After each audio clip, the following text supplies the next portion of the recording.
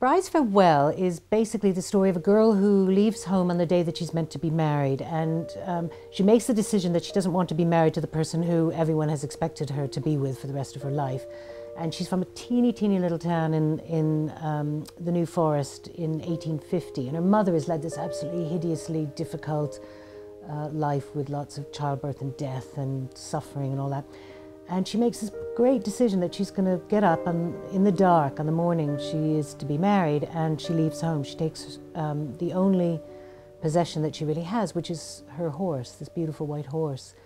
And I kind of based it a little bit on Pride and Prejudice. I wanted to write a book that had that lovely romantic arc of the man and the woman who sort of meet and don't get on at first, and through all their kind of learning and suffering and 150 pages of plot exposition, they come together in the end. And not that I'm telling you that they do, but there is a possibility.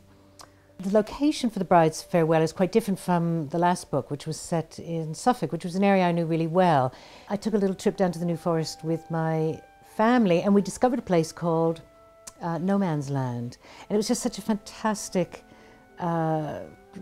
fantastically evocative village. There wasn't really much there, and that kind of started the whole thing off.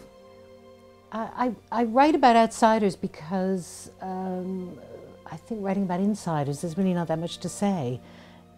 Yes, he had a really happy life and had lots of friends and a very happy marriage, and his dog really loved him too.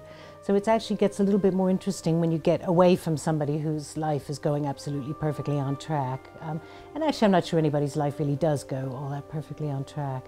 So when you get over to the kind of margins of existence is when I get really interested, when people start getting strange and you start making kind of funny discoveries about them. Yes, I have always wanted to write a horse book, and I also happen to know quite a lot about horses because I'm one of those sort of weirdo fanatics who's been reading horse magazines and horse books and, into middle age and beyond. And now I'm even riding horses again, so it's all pretty desperate, really. I wrote The Bride's Farewell for myself, as usual. I don't think I had much of an audience in mind, except, of course, obviously the other sicko horse fanatics out there.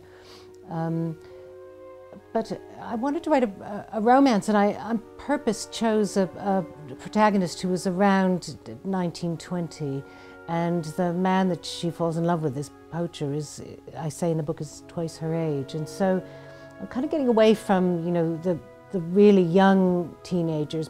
I'm still writing a coming-of-age novel in a way, and it's a coming-of-age novel in the tradition, I suppose, of Pride and Prejudice, where the protagonist is about the same sort of age, and it's about falling in love for the first time and getting away from family and sort of forging your own existence.